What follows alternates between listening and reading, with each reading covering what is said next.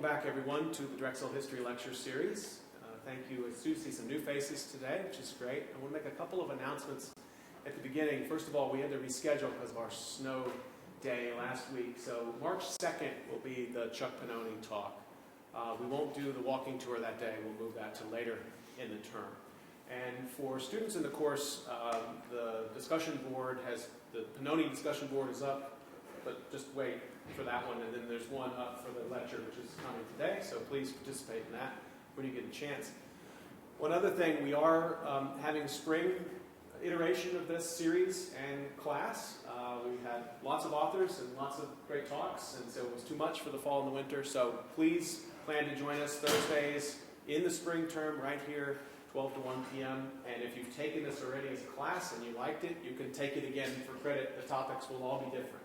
I mean, it's still about Drexel, but the speakers will all be different. So let me get right down to business today. We have three joint presenters today, each of whom highly distinguished, and I had to edit their bios down, but I want to give you a sense of who we have with us today. Stephen Gambetta is a faculty member in the Health Administration Department in the College of Nursing and Health Professions.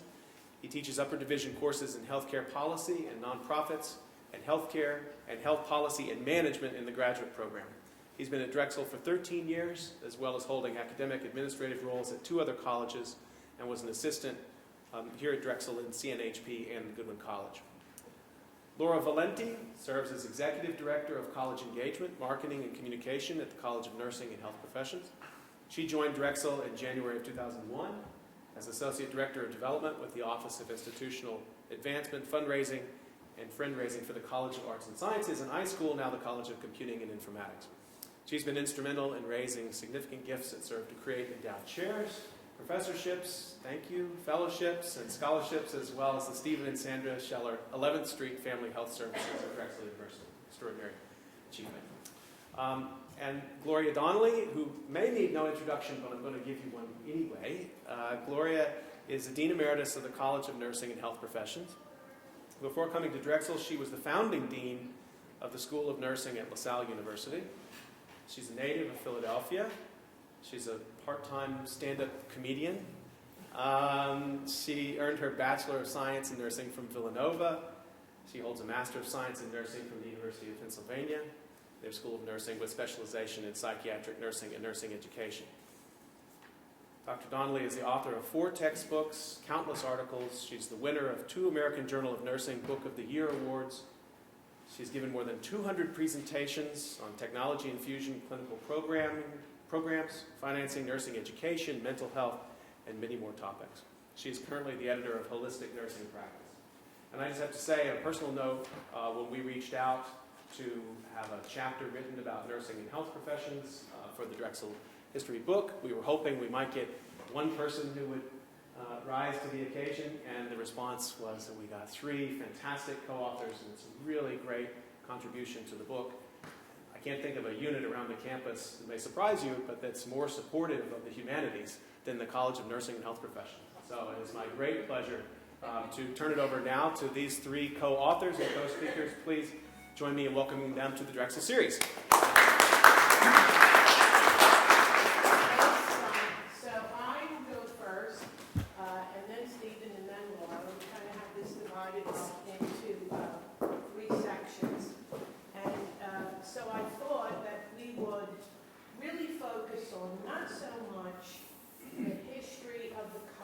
That goes all the way back to the 1800s, and its origins at Harmon and Women's Medical, and then forward.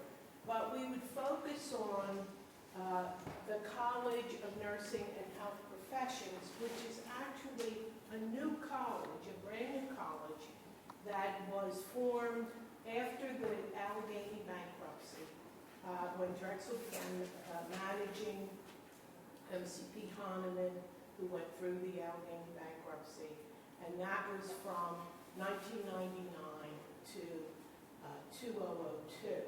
And 2002 was when our college and the School of Public Health merged totally into Drexel and became a Drexel college.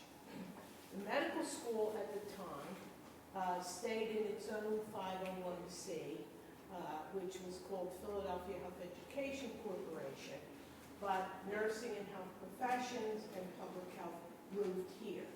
So I'm going to talk a little bit about merger dynamics. Are there any business majors here? Okay. Last night I was at a dinner and I was talking to a man who went through the AstraZeneca merger. So Astra and Zeneca were two companies. Astra was a Swedish company, Zeneca was a British company, and we were talking about the culture clash. And I'm going to dwell a little bit on that because certainly we experienced culture clash when we came into Drexel University. But we did our homework and we pretty much laid low. We were in Center City, so out of sight, out of mind, and we kind of did our own thing. Which is still the case. Which is still the case, we're a little Parkway now. And we built this great school that has grown enormously since 2002. So I will start with... Now, Gloria, if you're going to run, you may need the mic. Is she okay with that? Are you all right? Should I stay here, or it's okay? Okay. So, in 1996, I left LaSalle University. I came to MCP Hahnemann University, which was an academic health sciences university. Had a medical school, nursing school, school of health professions, and a brand new school of public health. And I was the first dean of a newly configured school of nursing. And in 18 months, we were in Chapter 11 bankruptcy. So all of, and I think I got my first clue that we were in trouble was when I did a budget.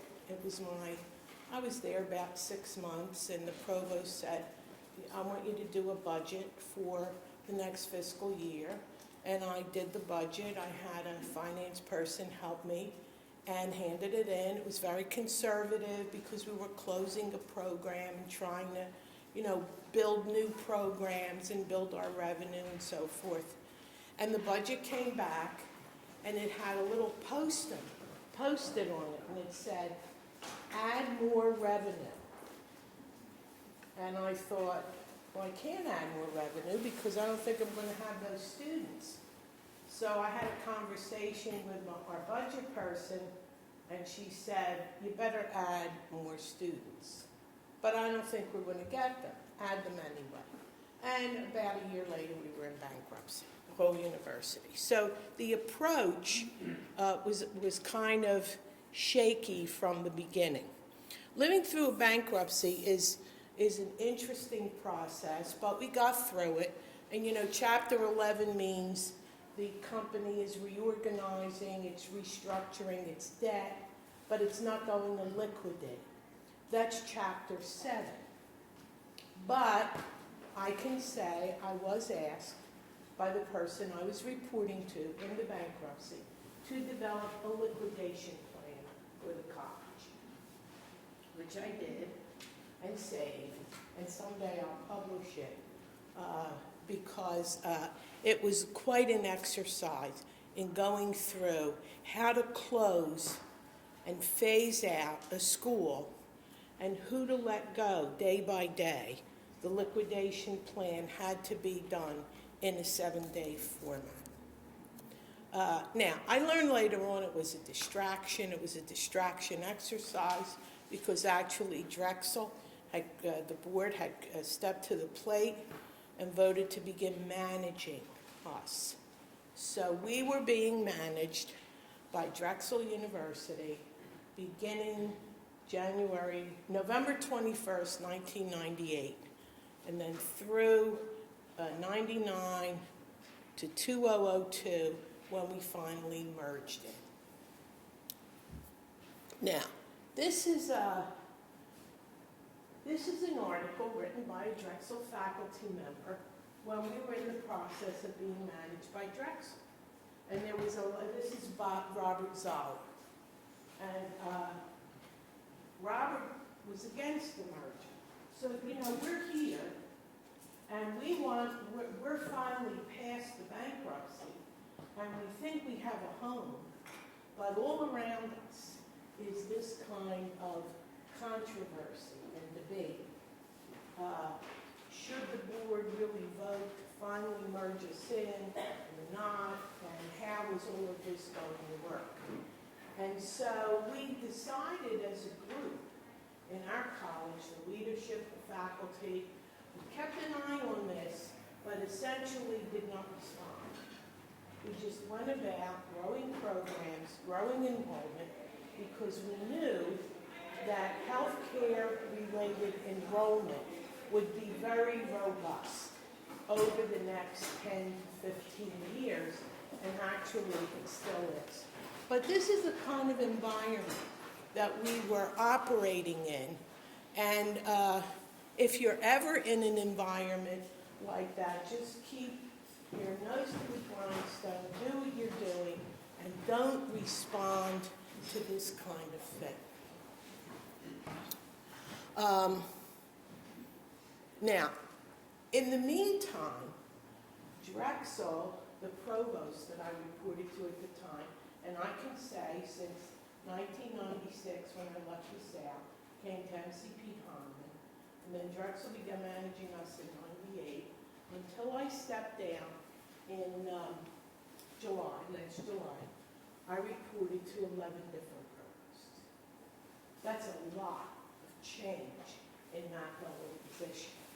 So now I'm working on an article called The Art of Managing Up, but that'll be another lecture.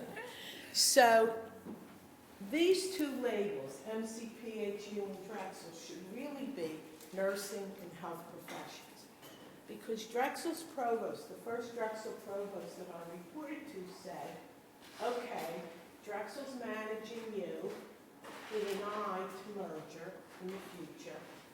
We had just been through the Hahnemann Women's Medical merger, and now I was in a car driving back from a State Board of Nursing visit to introduce our new co-op program, and the phone in the car rang, and it was the provost who said, I'm announcing tomorrow that we're merging the School of Nursing and the School of Health Professions, and you're the new dean. Congratulations. And I said, well, did you tell the other dean? He said, I'll tell him tomorrow. So when I got back to the office, I called the other dean, and I told him. I said, you're going to get a call, and if you want to push back, you will never hear a word from me. And he said, I'll let you know, but thank you. And so, eventually, the two schools were merged. And that's how we became the College of Nursing and Health Professions. Now, why college? I had looked around at Drexel, and I knew, I had discerned, that if you were a college, you were less likely to be absorbed by another administrative unit at the university. So we, as the leadership of nursing and health profession, insisted to the new provost that we be given the title college. And we had over 1,000 students combined, so it was appropriate. And that's how we got our name. So while we were merging into Drexel, we had to merge a school of nursing and a school of health professions. And we have become, I think, uniquely interdisciplinary. And Stephen will go over all of the disciplines we have in the college. And people now around the country look to us and actually have visited us to see how do we work, how do we get these disciplines to work together without having major battles and crises and so forth. So we've had visits from Flint, Michigan, and University of Michigan. I just got a call from Johns Hopkins to go down. They're trying to figure out how to get their School of Nursing to work with the Peabody School of Music. So it's all about interdisciplinary now, and I think through our merger, we've done that very well. Now, interestingly, the president of Drexel at the time, Taki, asked me as the dean to really look at programming in the college to see what could be, were there programs that really were not subscribing, enrolling, doing well. And so over the past, I guess, 15 years, we have phased out 4 programs. And in the beginning, the president always let us keep the resources and reallocate to grow in other areas. So over the years, we've eliminated, phased out programs, which left us 15 positions to grow nursing, physician assistant, physical therapy, and some of the other larger programs, health services administration, and health sciences. So mergers are kind of like getting married. Sometimes it works, sometimes it doesn't. Sometimes there were separations. Sometimes there were divorces. I don't think we're heading into divorce. We're well past the honeymoon phase, I can tell you that. But there's always a lot of pain in a merger, whether you're merging 2 departments, whether you're merging 2 schools, or whether you're merging 2 major organizations like MCP Hahnemann and Drexel. Okay. This is a copy of a memo, and what we do in the college, we have what we call a collection of historical documents, and there are now 45.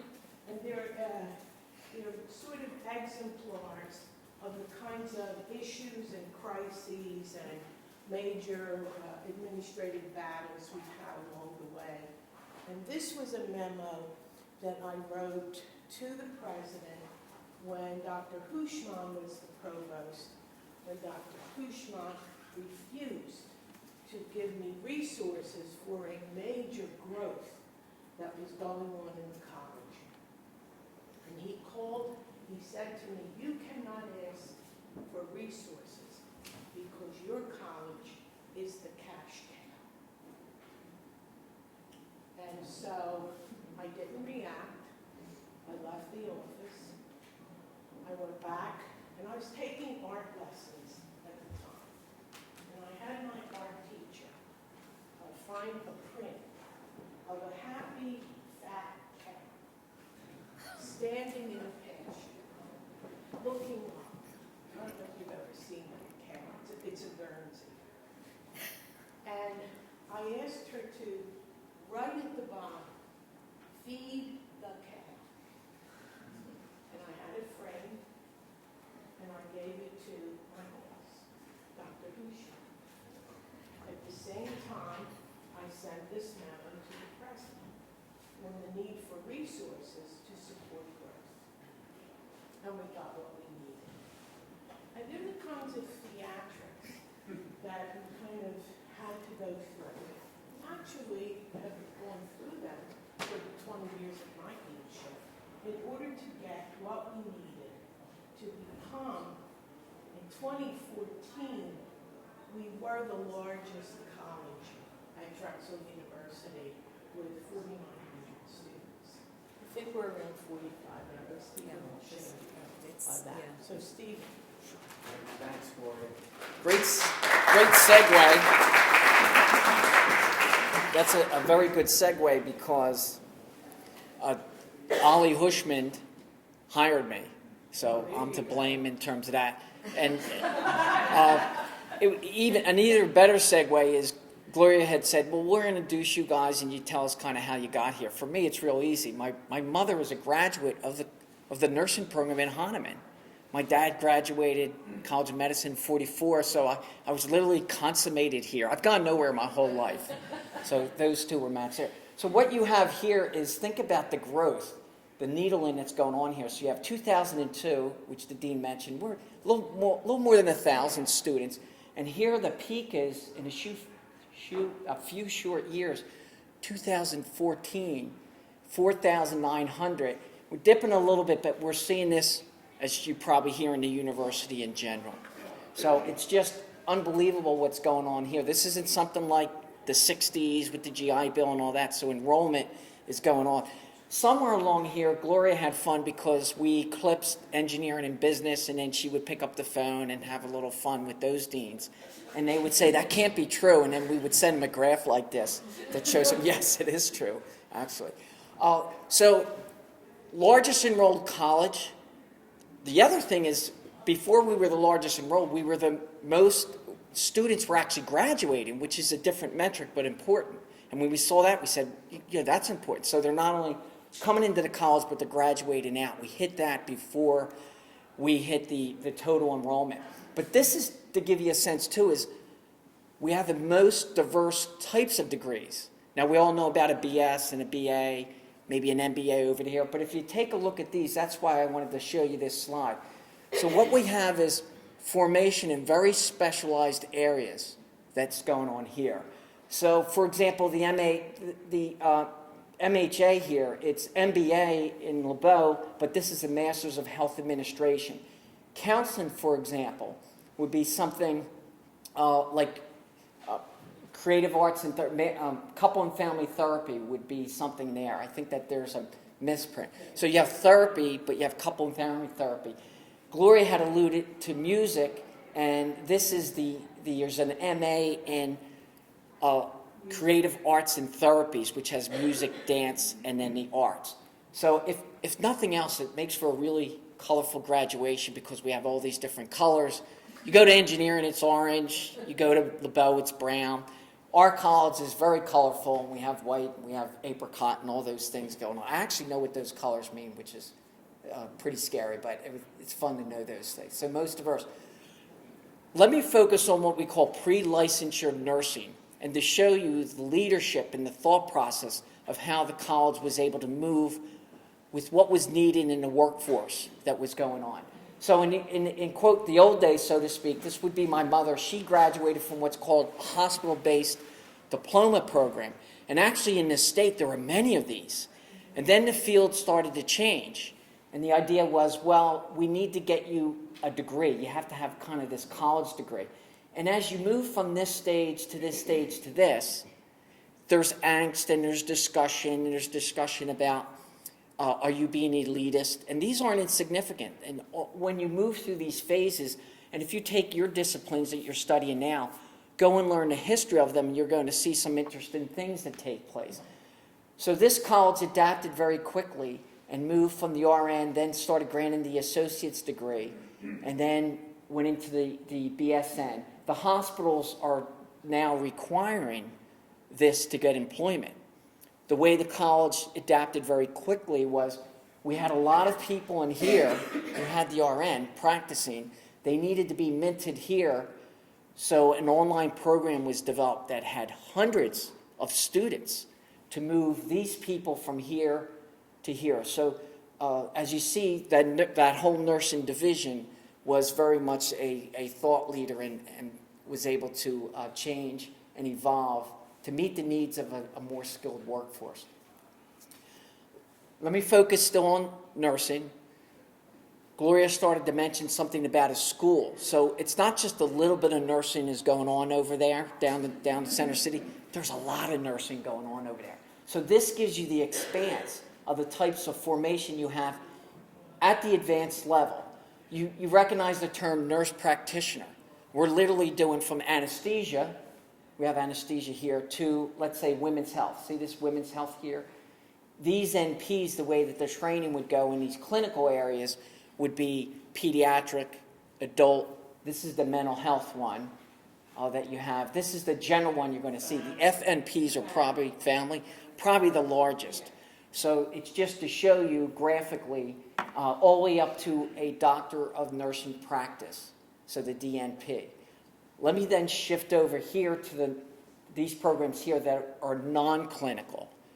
So if you have you want to get the MSN, you want to continue with clinical practice, you would still keep that, but let's say you want to be in education, you want to teach, you want to go into, be an entrepreneur, you want to go to information systems, or you want to be what's called a nurse research trials. You see how that clinical here, the non-clinical here. But look, again, look at the number of them. It's, you could have some schools across the country may just have a handful of these where we have it all the way up to the different levels. And then the PhD, the doctoral program here. The difference between this and this is they're continuing in practice, and the general idea is that they're continuing in research and the type of formation that they have. So the nursing, as you see a lot of them, the two schools merge, and this gives you a feel for the graduate programs. And our college represents 20% of all graduate programs within the university. 21. Is it 21 now? Okay, she's watching. Gloria's watching every metric. Here's what we have at the undergraduate level. Actually, not a lot of undergraduate majors, but there's reasons for that, and that could be an area for development that the college will look at.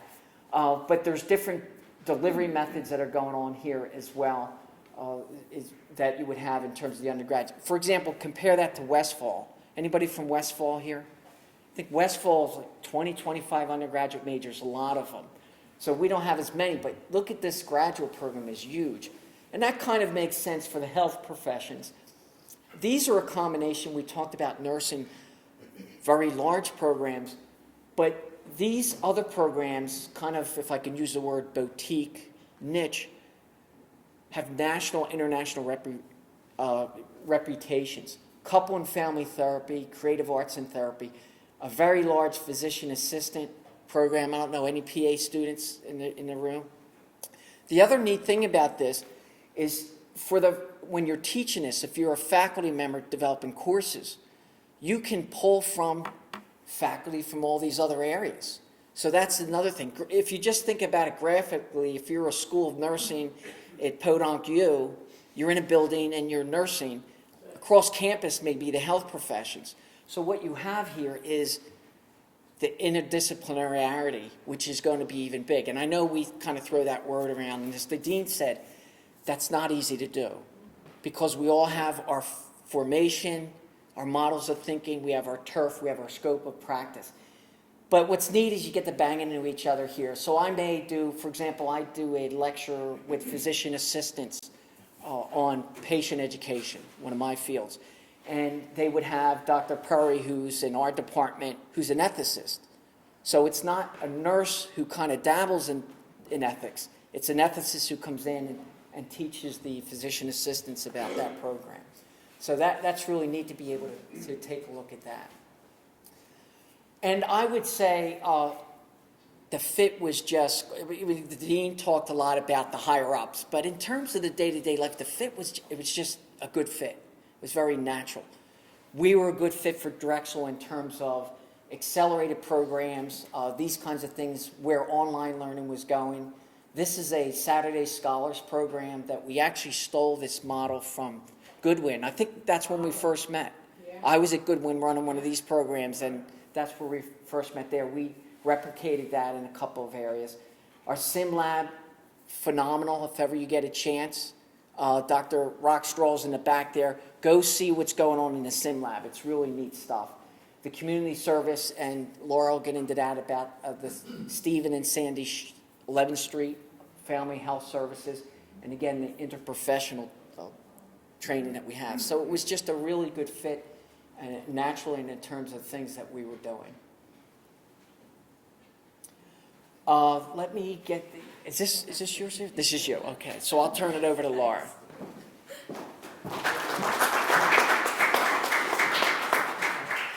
So I'm going to talk a little bit about the interdisciplinary, interprofessional activities that we have at the college.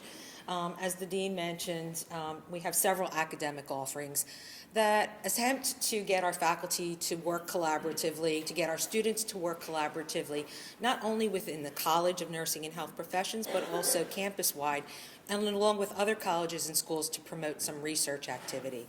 and we've been very fortunate with that. We have several projects ongoing with the School of Biomedical Engineering, as well as the Westfall College of Media Arts and Design with Smart Fabric, and the College of Medicine most recently with Wound Healing and Roseanne D. Maria Galili.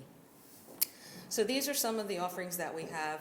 A lot of these programs are certificate programs that are offered online to our students as well.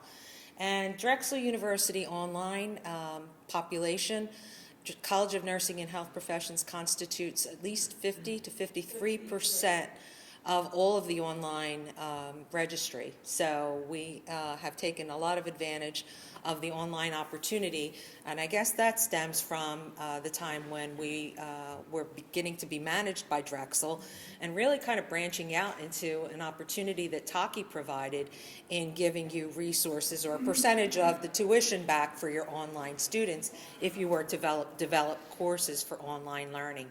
So that was a great opportunity for us, and we certainly capitalized on that through the years.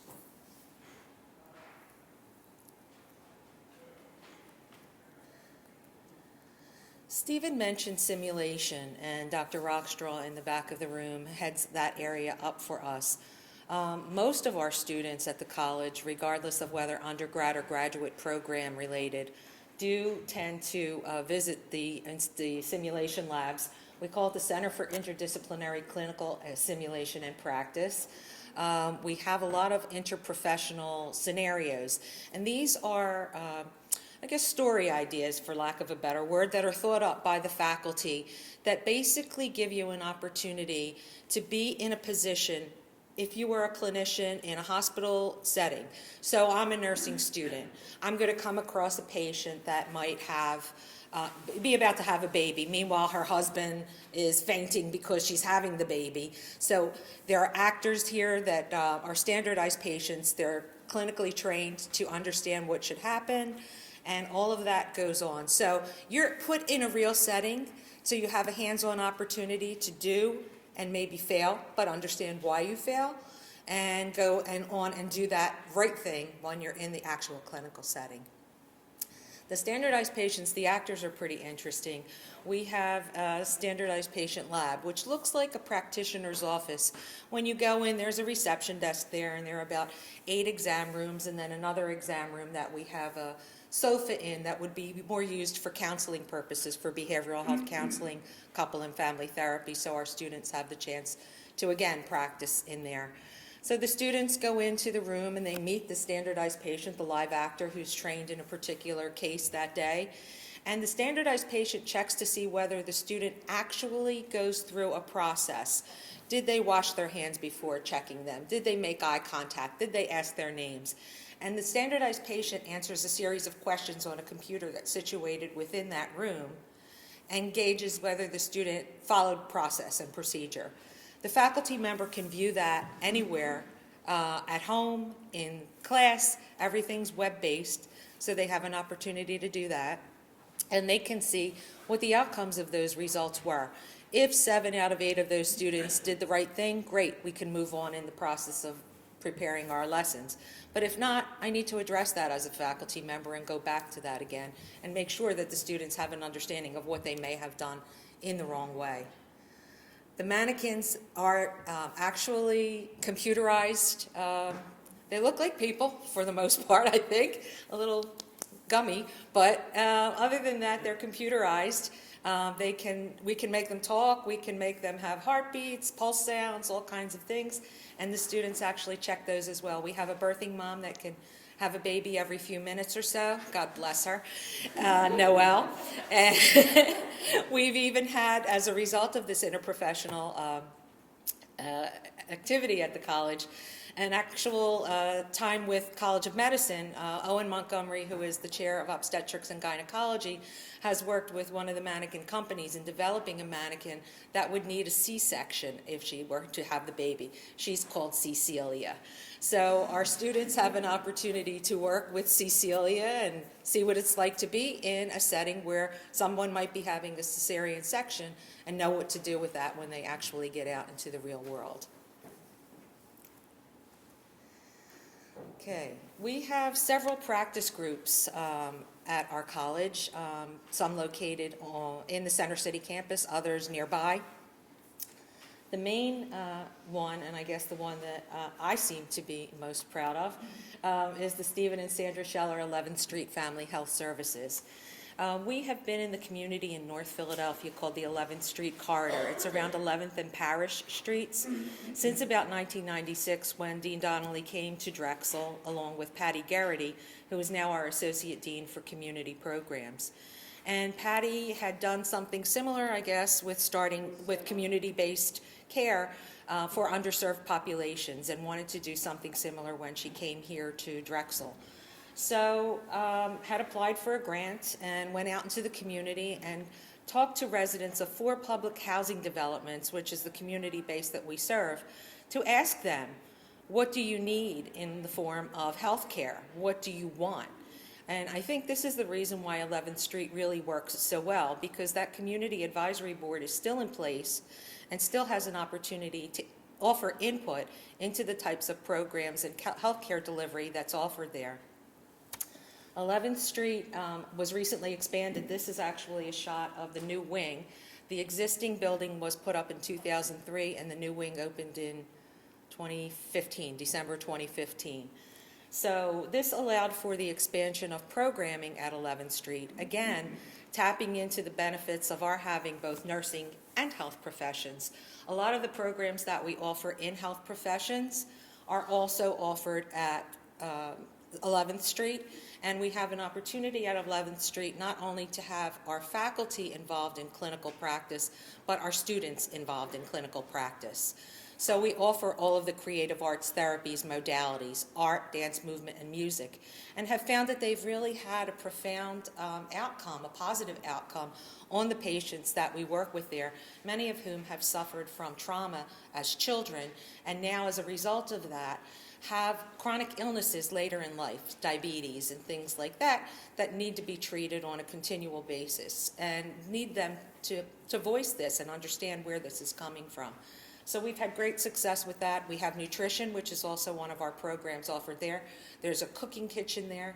Nurse practitioner, it's nurse-led, so nurse practitioners are the primary care givers there. But they also consult with behavioral health specialists. There's a full dental facility there. It's kind of a one-stop shop. There's a fitness center there. There's the music therapy programs have been very successful, and we've run a lot of different research projects from there as well. If you ever get the chance to visit or want to visit, I'd be more than happy to take you there. It's an incredible place. It really is. We have 6,000 patients. 6,000 patients, at least, yeah. It's really pretty amazing. And the facilities are magnificent. So we do have a few more practice groups in addition to 11th Street.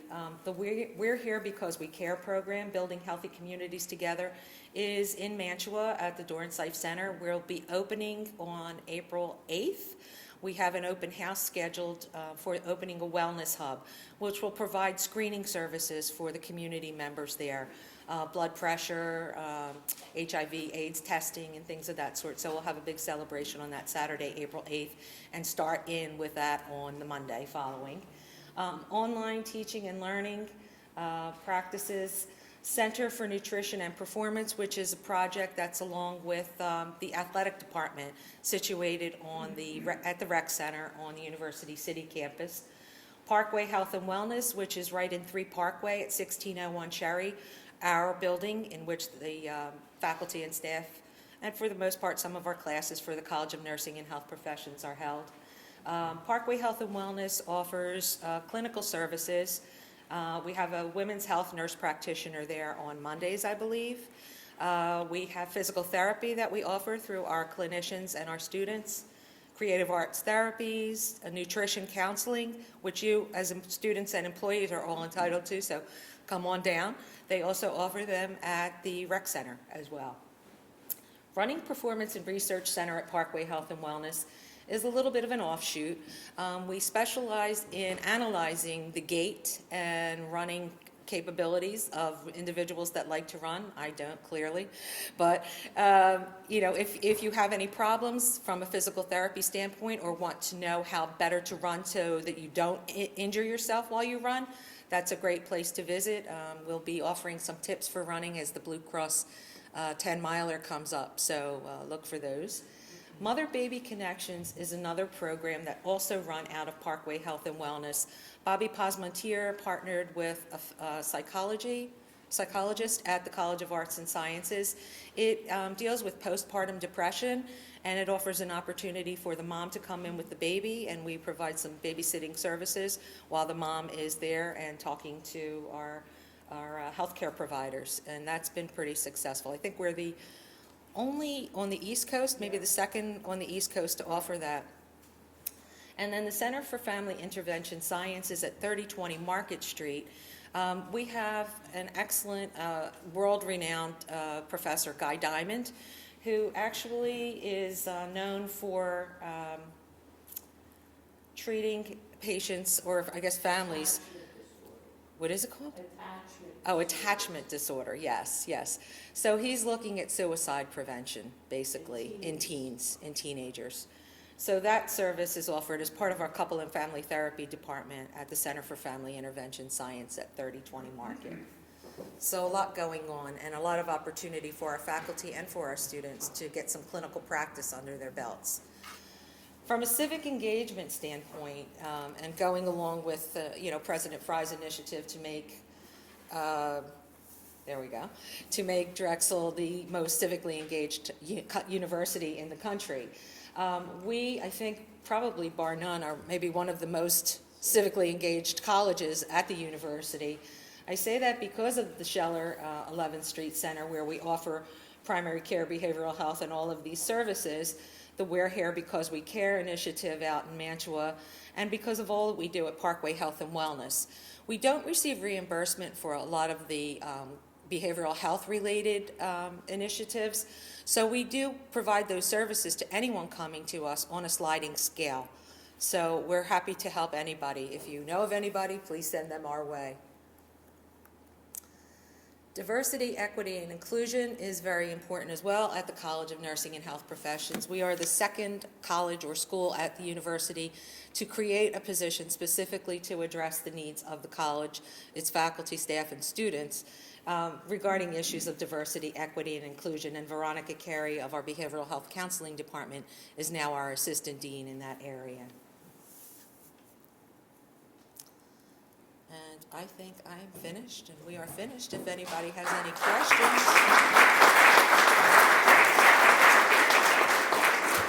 Right on time, you have 10 minutes for questions. Any questions? Rocky, I knew you had a question. Well, you signed books. I have a copy. Yeah, we'll sign. We take a small Yes. position on that. During the growth period from like 2002 to like 2014, I noticed on the graph you guys had been increasing your student enrollment by almost 400 students every Exactly. year. Yes. How did you guys do that? You mean, Did you grow a specific program? well, first of all, so let me give you a sense of it. In '02, we opened the first BSN co-op program on the, actually, there were only two in the country, one at Northeastern and one here. So that program, over a period of 4 years, grew to 650 students. So that'll give you a sense of one program, very popular program that we do. And because we use the Drexel co-op model, it was very unique, and it is still attracting a high number of students as it did in the beginning. At the same time, we went online, and I guess we went online in 1999, so we were one of the first colleges to go online, but we went online in 1999, not necessarily because we thought that was such a great idea in terms of the pedagogy. We went online because the press in Philadelphia was so unrelenting about the bankruptcy and so forth.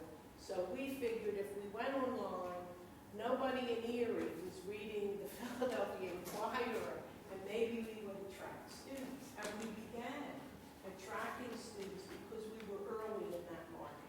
So then online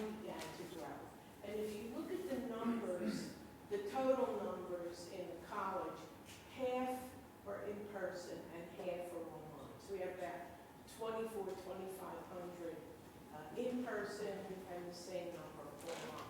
So we started the online program, and then over time, we began introducing new programs.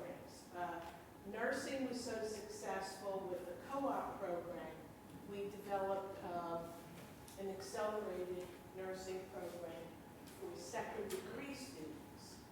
And that means you go to school, you get out, but you're really kind of floundering where you discover you love healthcare, and we will put you through an 11-month boot camp pressure cooker program, and in 1 year you could sit for your nursing license with a bachelor's in nursing. That program now admits 300. So you could see where the 400 comes from. A lot of new programs.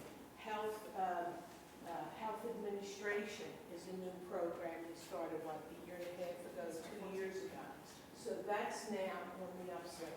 So health service administration in person, also on the upswing. So and at the same time, we're phasing out programs that are not doing well, or that the job market has changed. For example, we had a program called cardiovascular perfusion, and it was a small program, and it educated at the bachelor's level clinicians who ran the heart-lung exchange pumps during open heart surgery. Well, guess what? Most of that surgery now is off pump. So the whole market changed. So we phased out the program. And when we phase out a program, we usually phase in something new. I think one of the things we have done over the years is really be sensitive to the market. So if you're watching what's going on in the healthcare market, then you know what programs to put in place. And that has actually resulted in the 400 a year growth figure that you see on that chart. Yes? I was wondering if there was any opponent against making online courses. Against what? Were there any opponents, like people who didn't want these courses to go online or to any online thing? You mean like faculty? Yeah, either faculty or students. Okay, so let me tell you this. When you have a faculty living through bankruptcy, you can get them to do anything. It's a matter of taking the opportunity.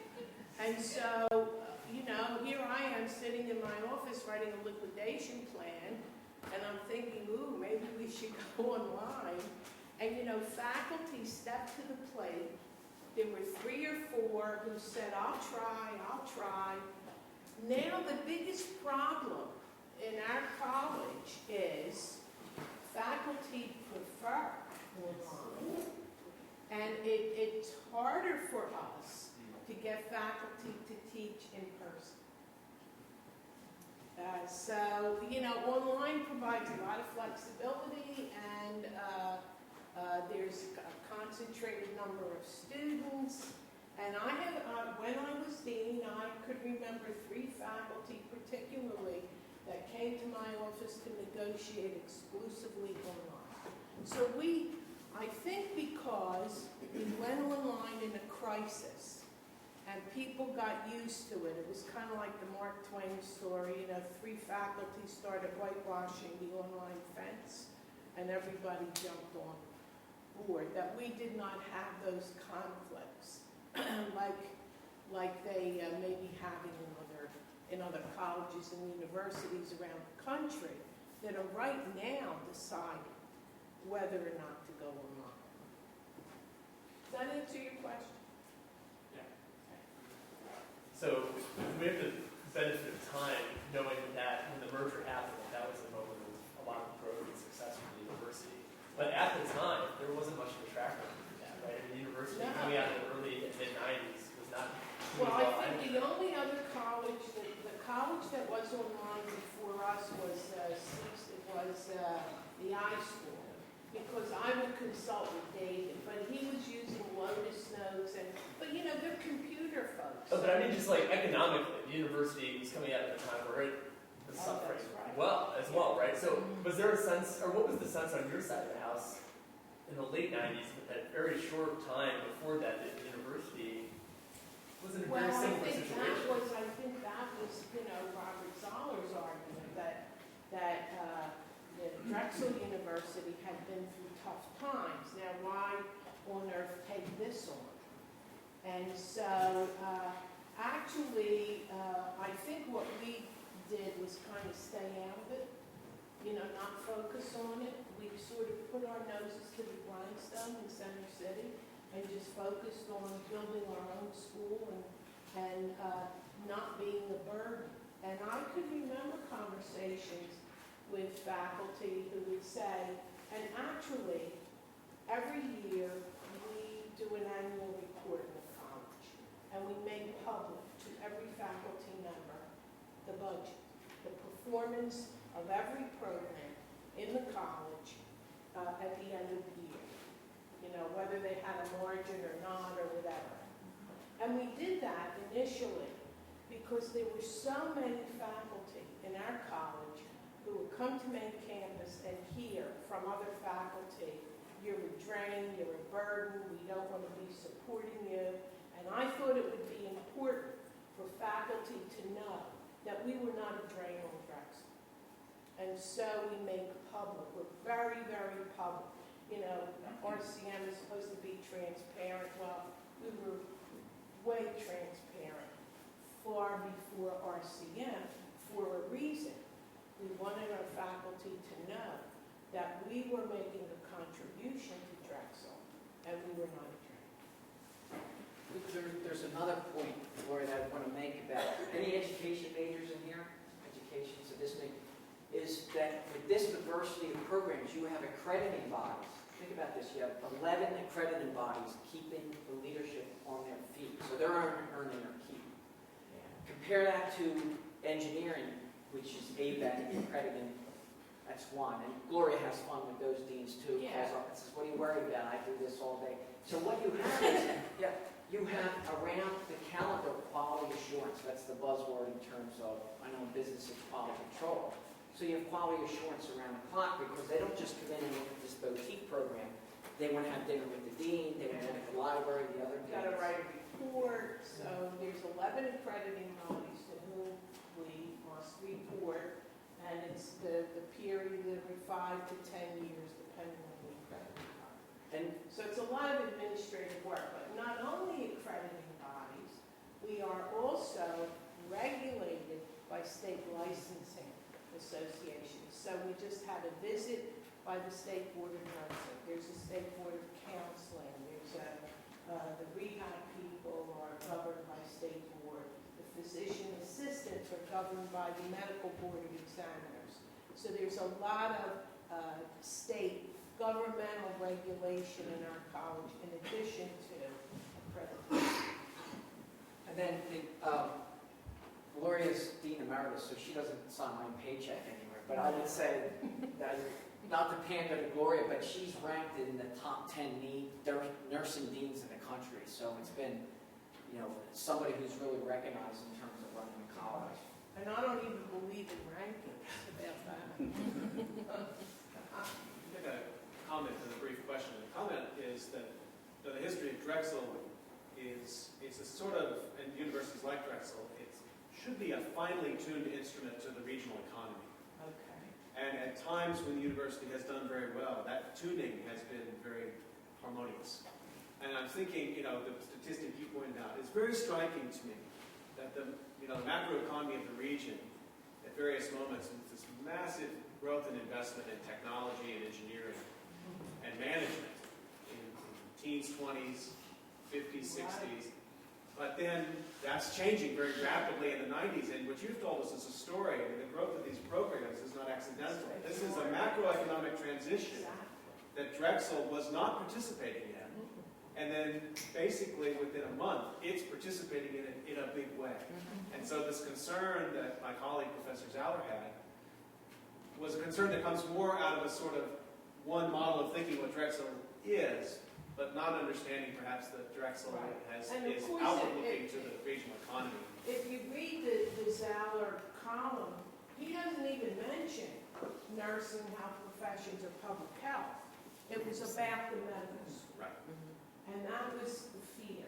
And you know, there is generally around the country, not just at Drexel, that, you know, if you're in medical school and you have a huge endowment, that's one thing. But if you're not, you've lived through what our medical school has, then there are concerns. And that was his big concern. He wasn't even looking at nursing, health professions, and public health. It was about the medical school. And that's what he addresses in that column. I just wanted to bring up one other thing too. Having been on the fundraising side at both the College of Medicine and Nursing and Health Professions, and I've been at Nursing and Health Professions since 2008, you think of the alumni who graduated from these, what we now call these predecessor institutions, what were Women's Medical College of Pennsylvania, Hahnemann alumni, suddenly becoming Drexel alumni. So if you're going out to them and thinking that they are the natural affinity group that is going to be supportive of you from a philanthropic standpoint, think again. Think again. The name change, nobody liked the name change. At both medicine and here, why'd you change the name? I had a physician who came back for alumni weekend one year. Why'd they change that name? They should have left it at Hahnemann. And I said, well, you know, Drexel's got a great reputation. This institution just went through bankruptcy, so, you know, I think it's pretty good that they're using the Drexel name. I said, they'll change it anyway when we ever get somebody that would want to name this, because it's going to be $100 million to name it. He said, well, for that, I'd name it after myself. And I said, well, I guess the Hahnemann name doesn't mean so much. So, you know, it's not that legacy group that's going to be supportive of you, and no matter what we've tried, I say it's going to make a great case study one day, and I hope I live to write it. But I also wanted to let you know, we have some materials over on the table here. There's a general highlights piece on the college that gives you all details on research, our successes in student pass rates, events and activities throughout the year. We have our graduate brochure and undergraduate brochure with all of our courses and offerings. Stephen and Sandra Scheller, 11th Street, and Parkway Health and Wellness as well. So feel free to take any of those along with you. Well, I guess with that, we should draw to a close. Thank you once again for